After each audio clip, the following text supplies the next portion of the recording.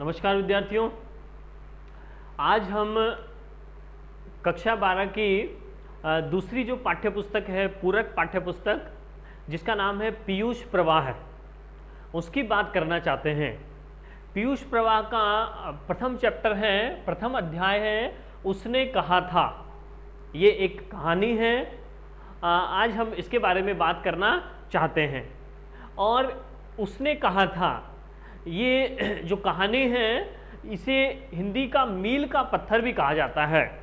ये एक प्रचलित कहानी है चंद्रधर शर्मा गुलेरी की। बहुत ही प्रसिद्ध ये कहानी है, इसलिए इसे मील का पत्थर भी कहा जाता है। तो बात करते हैं लेखक की। चंद्रधर शर्मा गुलेरी का जन्म 1883 में जयपुर में हुआ था। ये जयपुर से संबंध रखते हैं। और इनका निधन हुआ है 1922 में। ठीक है, यहाँ हमें लेखक का परिचय ध्यान नहीं देना है, ठीक है, क्योंकि जो हमारी सृजन पाठ्यपुस्तक है उसमें हमें लेखक परिचय भी ध्यान रखना है, सप्रसंग व्याख्या भी ध्यान रखनी है, ठीक है। लेकिन यहाँ पर इस बुक में पीयूष प्रवाह में हमें सप्रसंग व्याख्या भी ध्यान नहीं रखना और लेखक परिचय भी ध्यान नहीं रखना। हमें चैप्टर को समझना है और चैप्टर के विषय वस्तु पर आधारित कुछ प्रश्न हमसे पूछे जाएंगे, तो पूरी चैप्टर का हमें सार समझना होगा। तो समझते हैं। तो सबसे पहले इस कहानी को समझने से पहले हम समझते हैं कि ये कहानी में प्रमुख रूप से 4 तत्व होते हैं। किसी भी कहानी में 4 तत्व प्रमुखता से होते हैं। एक तो कथानक होता है, एक शीर्षक होता है, एक भाषा शैली और वातावरण। इस प्रकार 4 तत्वों से मिलकर कोई भी कहानी बनती है, कहानी की रचना होती है। तो इन तत्वों के आधार पर हम देखेंगे कि हमारी आज की जो कहानी है उसने कहा था कि क्या ये अच्छी कहानी है या इसका लेवल कितना है, इसको हम समझेंगे। तो सबसे पहले बात करेंगे कि इस कहानी का कथानक क्या है। कथानक का मतलब प्लॉट कैसा है, या कह सकते हैं स्क्रिप्ट कैसी है, इस प्रकार इसको समझ सकते हैं। तो इस कहानी का जो कथानक है वो निश्चल प्रेम पर आधारित है। निश्चल प्रेम, त्याग और कर्तव्य निष्ठा। इस कहानी में क्या कहा गया है कि कहानी का मुख्य जो पात्र है लहना सिंह, वो आर्मी से संबंध रखता है और वो क्या करता है, उसे बचपन में एक बार बाजार में, अमृतसर के बाजार में एक लड़की मिलती है और वहाँ उसे एक प्रेम हो जाता है उस लड़की से। तो उस प्रेम को वो क्या करता है, उसके बाद उनकी मुलाकात नहीं होती है, लेकिन फिर भी वो क्या करता है, लहना सिंह उस प्रेम को पूरे जीवन भर उसको निभाता है। ठीक है ना, कोई छल उस प्रेम में नहीं है। और सच्चा प्रेम वही होता है जिसमें मांगना नहीं होता, बल्कि उसमें त्याग होता है, प्रमुखता से त्याग होता है। ठीक है, तो उसने भी क्या किया, उस एक मुलाकात में उसने उसको प्रेम किया और क्या किया, उसने त्याग किया पूरे जीवन का। ठीक है, और वह उस लड़की की जब शादी हो जाती है, विवाह जब सूबेदार हजारा सिंह से हो जाता है, तो वो सूबेदारनी बन जाती है। तब वो सूबेदारनी बनकर उसे कहती है, लहना सिंह को क्या कहती है कि हे लहना सिंह, तुम्हें क्या करना होगा, मेरे पति को और मेरे बच्चे को बचाना होगा। अर्थात ये फौज में है, युद्ध पे जा रहे हैं, तो इनकी देखभाल करनी होगी, इनकी सुरक्षा तुम्हारा ही काम है, तुम्हारा कर्तव्य है। तो उस कर्तव्य को, उस काम को क्या करता है, वो अपनी जान देकर भी पूरा करता है। तो इसमें क्या बताया गया है इस कहानी में, एक तो निश्चल प्रेम है, ठीक है ना, कोई छल नहीं है, इस प्रकार का प्रेम उसने किया और त्याग उसने किया, अपने जीवन का सर्वस्व समर्पण कर दिया और कर्तव्य निष्ठा उसने दिखाई। अपना जो कर्तव्य था, क्या कर्तव्य था उसका, कि उसने सूबेदारनी ने जो कहा है कि मेरे बच्चे और पति की रक्षा करना, वो भी उसने किया। और एक एज ए आर्मी मैन के रूप में भी, एक फौजी के रूप में भी उसने क्या किया, अपने सहायक अपने सहायक जो बोधा सिंह थे और हजारा सिंह, दोनों सिपाहियों की उसने मदद की, सुरक्षा की। तो इसमें ये जो कहानी है, इसमें निश्चल प्रेम, त्याग और कर्तव्य निष्ठा का श्रेष्ठ उदाहरण कहा जा सकता है। दूसरी बात है शीर्षक। इसका जो टाइटल है, शीर्षक है, वो क्या है? जिज्ञासात्मक है, जिज्ञासा उत्पन्न करने वाला है। क्या शीर्षक है? उसने कहा था। अब एकदम से पढ़ने में हमको लगेगा कि उसने किसने कहा था, क्या कहा था, क्यों कहा था, कब कहा था, और इसके बेस पे ही कहानी आगे बढ़ती है। तो पाठकों को पढ़ने में ऐसा लगता है, एक जिज्ञासा उत्पन्न होती है, पढ़ने की इच्छा उत्पन्न होती है उसको। तो ये कहानी का जो शीर्षक है अच्छा है, जिज्ञासा उत्पन्न करने वाला है। ठीक है, आगे हम पढ़ेंगे कि उसने कहा था, किसके लिए कहा गया है कि ये किसने कहा था? सूबेदारनी ने कहा था। सूबेदारनी कौन है? वही लड़की है जो लहना सिंह को बाजार में मिली थी। अब वो बड़ी हो गई है, उसका विवाह हजारा सिंह से हो गया है और उसने अपने पति और अपने बच्चे की सुरक्षा का एक वचन लहना सिंह से मांगा था। और क्या कहा था उसने कि मेरे पति और मेरे बच्चे की रक्षा करना। तो किसने कहा था? सूबेदारनी ने कहा था और लहना सिंह ने उसका वचन निभाया अंत समय तक। ठीक है, तो ये जिज्ञासा उत्पन्न करने वाला है। नेक्स्ट है भाषा शैली। इसमें क्या दिया गया है? भाषा शैली में क्या है इस कहानी में? एक तो आंचलिक शब्द हैं, आंचलिक मतलब क्षेत्रीय भाषा के शब्द हैं, स्थानीय भाषा के शब्द यहाँ दिए गए हैं, और मुहावरों का प्रयोग किया गया है जिससे इफेक्टिव हो जाती है कोई भी भाषा, कोई भी बात। और कथोपकथन, कथोपकथन मतलब कथा के जो बीच में जो उपकथन है, उपकथन का मतलब है कि यहाँ कहानी के बीच में जो भी संवाद दिए गए हैं, जो लोगों के बीच वार्तालाप दिया गया है, मान लीजिए वो अमृतसर में वो लड़का और लड़की के बीच संवाद हो, ठीक है, फौज में उन लोगों के बीच में संवाद हो, या लहना सिंह और सूबेदारनी के बीच में संवाद हो, तो ये जो संवाद दिए गए हैं, कथोपकथन दिए गए हैं, वो क्या है? सहज रूप में दिए गए हैं और कहानी को आगे बढ़ाने वाले हैं। इसके बाद में वातावरण। इस कहानी में जो वातावरण का जो वर्णन किया गया है, जो दृश्य यहाँ दिए गए हैं, वो बिल्कुल इफेक्टिव हैं, प्रभावी हैं, असरकारक हैं। किस प्रकार कि एक तो अमृतसर के बाजार का यहाँ दृश्य बताया गया है, किस प्रकार वो गाड़ी चलाने वाले, बम्बू कार्ट चलाने वाले किस प्रकार की भाषा का इस्तेमाल वो करते हैं, वो दृश्य वहाँ उकेरा गया है। और दूसरा है महायुद्ध का सजीव वर्णन। महायुद्ध का मतलब है प्रथम विश्व युद्ध, जो कि 1914 से लेकर 1918 तक जो हुआ था, प्रथम विश्व युद्ध, उसका सजीव वर्णन किया गया है कि किस प्रकार से सैनिकों को परेशानी वहाँ पर हुई, ठीक है ना, और सैनिकों के बीच में किस प्रकार बातचीत होती थी और शत्रु का किस प्रकार भय बना रहता था, जासूसी करने का, मार डालने का। तो ये दृश्य वहाँ दिए गए हैं, ठीक है ना। तो इस प्रकार इन चारों प्रमुख तत्वों के आधार पर हम कह सकते हैं कि ये जो कहानी है उसने कहा था, ये एक श्रेष्ठ कहानी है, ठीक है, क्योंकि इसका जो कथानक है वो श्रेष्ठ कोटि का है, शीर्षक जिज्ञासा उत्पन्न करने वाला है, इसकी भाषा शैली प्रभावी है क्योंकि इसमें मुहावरे और आंचलिक शब्द हैं, और इसका कथोपकथन सहज है, और इसके वातावरण का वर्णन जो किया गया है वो बहुत ही प्रभावी वर्णन है। तो नेक्स्ट हम बात करते हैं लहना सिंह। इस कहानी के प्रमुख पात्र कौन कौन से हैं, किन के बारे में हम चर्चा करेंगे। तो यहाँ बताया गया है सबसे प्रमुख पात्र है लहना सिंह।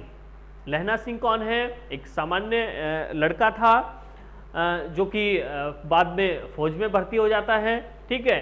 तो वो किस प्रकार अपने कर्तव्य को पूरा करता है। उसका कर्तव्य क्या था कि जो भी उसके साथ में जो सैनिक गए हैं युद्ध के लिए, उनको वो किस प्रकार, अगर वो बीमार हो जाएं तो किस प्रकार वो मदद उनकी करेगा, तो वो कर्तव्य था उसका। और साथ के साथ उस सैनिक की मदद करने के साथ वो क्या कर रहा था, सूबेदारनी के वचन का भी वो पालन कर रहा था। दोनों कर्तव्य वो साथ में उसने निभाए, ठीक है ना। तो लहना सिंह मुख्य पात्र हैं। दूसरा है सूबेदारनी। वो जो लहना सिंह से बचपन में जो लड़की मिलती है अमृतसर के बाजार में, वहाँ वो रहने आती है अमृतसर में, तो वहाँ बाजार में दुकान पर वो मिल जाती है। तो वो जो लड़की है उसका विवाह है सूबेदार हजारा सिंह से हो जाता है और वो वचन लेती है लहना सिंह से। ठीक है। तीसरा है सूबेदार हजारा सिंह।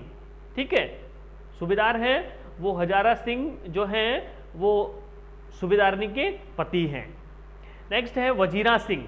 वजीरा सिंह कौन है? इस कहानी में एक विदूषक है, मस्खरा कह सकते हैं, कॉमेडियन कह सकते हैं। ठीक है, हंसी मजाक करने वाला वो वजीरा सिंह है। कौन? विदूषक है वो। और ये अपने आप को पाधा भी कह देता है। पाधा का मतलब पुरोहित। ठीक है, हंसी मजाक में अपने आप को वो पाधा या पुरोहित कहता है। ठीक है, तो वजीरा सिंह एक विदूषक है। बोधा सिंह। बोधा सिंह कौन है? सूबेदार हजारा सिंह और सूबेदारनी का पुत्र है ये। ठीक है, ये सूबेदार हजारा सिंह और सूबेदारनी का पुत्र कौन है? बोधा सिंह है। और जो कि युद्ध के समय थोड़ा बीमार हो जाता है और बीमारी के कारण वो युद्ध नहीं कर पाता है और इसकी देखरेख कौन करता है? लहना सिंह करता है, इस कहानी का मुख्य पात्र। ठीक है, और इसके बाद में है लेफ्टिनेंट साहब। लेफ्टिनेंट मतलब लेफ्टिनेंट साहब, उनके जो हेड हैं उस कोर के जो कमांड करने वाले हैं लेफ्टिनेंट हैं। ठीक है, जिनको सामान्य भाषा में लेफ्टिनेंट कहा गया है। ठीक है, तो ये कुछ मुख्य पात्र हैं हमारी कहानी के, जिसका कहानी का नाम है उसने कहा था। ठीक है, तो इस कहानी में सबसे जो प्रमुख पात्र है वो लहना सिंह है। लहना सिंह। ठीक है, तो वो प्रमुख क्यों है? ठीक है, क्योंकि इसमें कुछ गुण हैं, कुछ विशेषताएं हैं। उन विशेषताओं के बारे में बात करेंगे। तो लहना सिंह का चरित्र चित्रण हम यहां करेंगे। सबसे पहले प्रत्युत्पन्न मति। मति, मति का अर्थ होता है बुद्धि। मति यानी बुद्धि। कौन सी बुद्धि? प्रति उत्पन्न, तुरंत ही उत्पन्न हो जाने वाली। ठीक है, उसको हम अपनी भाषा में क्या कह सकते हैं? हाजिर जवाबी था वो, या कह सकते हैं कि कोई भी घटना को, कोई भी बुरी परिस्थिति को देख करके तुरंत ही वो निर्णय ले ले, हैंड टू हैंड निर्णय वो ले ले। ठीक है, ऐसी बुद्धि होती है प्रत्युत्पन्नमति, यानी किसी भी घटना को देखकर वो घबराएगा नहीं, बल्कि उससे मुकाबला करने के लिए वो तुरंत सोच लेगा, प्लान सोच लेगा उसके लिए। ठीक है, तो उसको प्रत्युत्पन्नमति कहा जाएगा। तो लहना सिंह कैसा था कि लहना सिंह जब देखता है कि उनकी जो खंदक है, उनकी जो गुफा है, वहाँ से जो सूबेदार हैं वो आगे की ओर गए हैं, आगे मोर्चा संभाल रहे हैं और सारे लोग चले गए हैं वहाँ पर। ठीक है, आगे तो उस खंदक में, उस गुफा में कौन बचा है? एक तो लहना सिंह बचा है और 8-10 लोग बचे हैं वहाँ पर, बहुत कम लोग बचे थे। तो उसी समय कौन आ जाता है वहाँ पर? कोई शत्रु सेना में से कोई व्यक्ति आ जाता है वहाँ पर। जर्मन जो सैनिक थी, जर्मन जो सेना थी, वहाँ से कोई सैनिक आ जाता है उसका भेद लेने के लिए, रूप चेंज करके बहरूपिये के वेश में आ जाता है। तब उस व्यक्ति पर, उस जर्मन सैनिक पर लहना सिंह को शक हो जाता है कि ये हमारा सैनिक तो नहीं है, भारत का सैनिक नहीं है, ये तो दूसरा कोई सैनिक है, शत्रु सैनिक है जो हमारे इधर आ गया है। तो वो जैसे उसको शक होता है, उसको शक को वास्तविकता में बदलने के लिए उसकी जांच वो करता है, तो उसको पता लगता है कि ये तो जर्मनी का सैनिक है, और तुरंत ही वो डिसीजन लेता है कि जो हमारे जो सैनिक आगे गए हैं उनको तुरंत यहाँ बुला लो। ठीक है, और मैं तब तक इसको संभालता हूँ। ठीक है, इस प्रकार से वो तुरंत जो चले गए थे सैनिक बाहर, वो वापस आ जाते हैं और उस सैनिक को मार दिया जाता है। और तो इसमें क्या बताया गया है कि उसकी शीघ्र उत्पन्न होने वाली बुद्धि से उन भारतीयों की जान बच जाती है। और क्या बताया गया? कर्तव्यनिष्ठ। कर्तव्यनिष्ठ किस प्रकार से? वो एक सैनिक था और उसका कर्तव्य क्या था? जितने भी उसके सैनिक हैं साथ में, उनकी वो रक्षा करेगा। अगर वो कोई परेशानी में हो तो उनको सहयोग वो देगा। तो जब उसके साथ में सूबेदार हजारा सिंह का जो लड़का बोधा सिंह था, वो जब बीमार पड़ जाता है, तो ये लहना सिंह क्या करता है, उसका कर्तव्य ये था कि उसकी वो रक्षा करे। तो वो उसको क्या करता है, उसको अपने कपड़े, सर्दी लगती है लेकिन अपने सारे जो भी कपड़े थे वो उसको दे देता है बोधा सिंह को। इस प्रकार बोधा सिंह की वो रक्षा करता है, ठीक है। उसको वो आगे नहीं जाने देता कि तुम मत जाओ आगे, मैं तुम्हारी जगह लड़ूंगा, ठीक है ना। तो वो कर्तव्य पालन करता है एक सैनिक के रूप में भी और एक प्रेमी के रूप में भी, ठीक है ना। प्रेमी के रूप में किस प्रकार कि सूबेदारनी ने उसको कहा था कि मेरे पुत्र की रक्षा करना, ठीक है ना। तो वो एक प्रेमी के रूप में भी अपने कर्तव्य का निर्वहन करता है। तो दोनों प्रकार से वो कर्तव्य निष्ठ होता है। नेक्स्ट क्या है, निश्चल प्रेमी। वो किस प्रकार का प्रेम करता है, निश्चल प्रेम करता है। किससे, उस लड़की से जिससे वो पहली बार मिला था अमृतसर में बचपन में, ठीक है ना। और वो बचपन का जो प्रेम होता है बिल्कुल उसमें कोई छल नहीं होता है, कोई स्वार्थ नहीं होता है। वो जो प्रेम था, ठीक है ना, वो प्रेम उसके दिमाग में हमेशा के लिए रह जाता है और उस प्रेम को वो सच साबित करना चाहता है और वो उसके वचन की सदैव रक्षा करता है, ठीक है ना, मरते दम तक। तो वो निश्चल प्रेमी भी था, यानी बिना छल वाला उसका व्यवहार था। और चौथा हम देखेंगे कि वो त्यागी था, उसने त्याग किया। त्याग क्या किया कि उसने अपने सर्दी लगने पर भी अपने जो कपड़े थे, अपने जो वस्त्र थे, गर्म कपड़े जो थे, वो सारे किसको दे दिए, बोधा सिंह को दे दिए और हर प्रकार से उसकी रक्षा की, त्याग किया उसने, ठीक है। और वो साहसी था, वीर था, यानी जब शत्रु सैनिक उसके पास में आ जाते हैं, उसके खंदक में घुस जाते हैं, लेकिन वो डरता नहीं है, साहस से काम लेता है और उससे मुकाबला करता है और बाकी सैनिकों को भी वो बुला लेता है, ठीक है ना।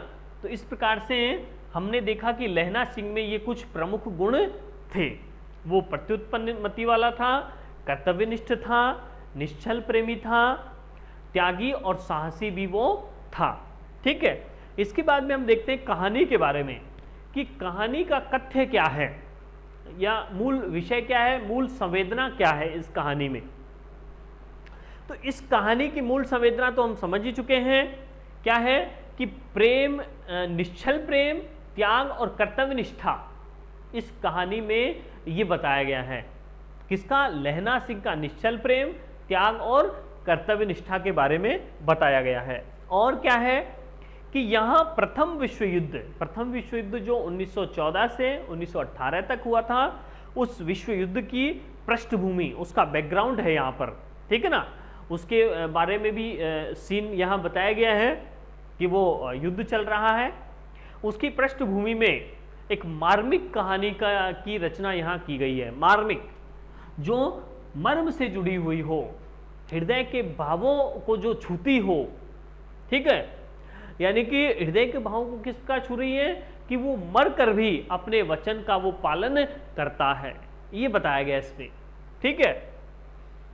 अनेक दृश्यों में मनोवैज्ञानिक पुट भी यहाँ दिया गया है।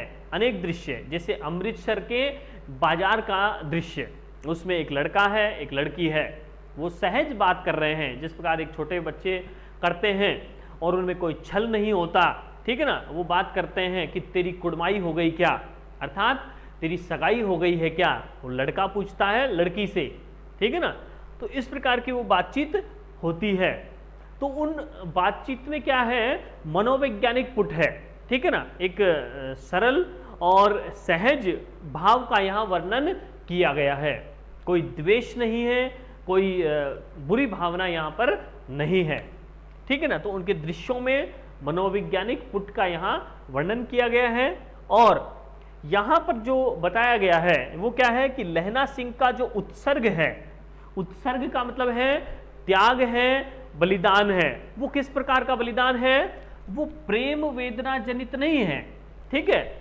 उसमें प्रेम से वो शुरू होकर अपनी प्रेम को सच साबित करने के लिए, प्रेम को साबित करने के लिए वो एक वचन लेता है, लेकिन बाद में वो जो वचन है वो उसका कर्तव्य बन जाता है, एक सैनिक का कर्तव्य बन जाता है। और वो जो बलिदान वो देता है वो प्रेम वेदना से जनित होकर नहीं देता है, प्रेम वेदना के कारण नहीं है, बल्कि वो उसकी कर्तव्य की प्रसन्नता होती है। ठीक है ना, अपने कर्तव्य को पूरा करने के लिए एक सैनिक के रूप में, ठीक है ना, वो क्या करता है, उस कर्तव्य को पूरा करता है। ठीक है ना, तो इसमें लहना सिंह का जो बलिदान है वो प्रेम वेदना जनित नहीं बताया गया है, बल्कि कर्तव्य की प्रसन्नता उसके अंदर है। तो यहां क्या कहा गया है, इस कहानी की मूल संवेदना क्या है कि लहना सिंह के निश्चल प्रेम और त्याग और ये कर्तव्य निष्ठा के बारे में बताया गया है। उसका जो उत्सर्ग था वो प्रेम वेदना जनित नहीं था, बल्कि कर्तव्य की प्रसन्नता उसमें थी। ठीक है ना, तो इस प्रकार इस कहानी के बारे में कुछ भूमिकाएं हमने समझी, यहाँ पर कहानी की पृष्ठभूमि के बारे में यहाँ समझा हमने। नेक्स्ट क्लास में हम बात करते हैं कहानी के बारे में, कहानी किस प्रकार थी, तो बात करते हैं नेक्स्ट क्लास में। धन्यवाद।